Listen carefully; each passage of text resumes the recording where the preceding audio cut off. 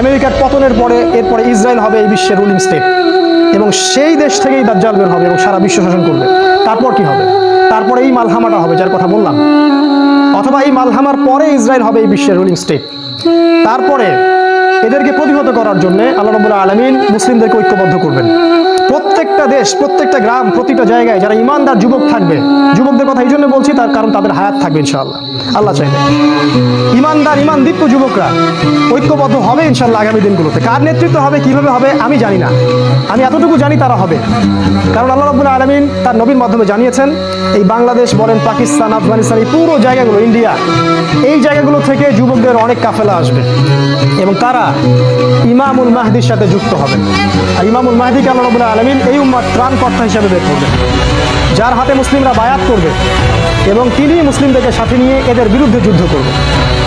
এবং এই যুদ্ধে প্রথম দিকে মুসলিমরা অনেক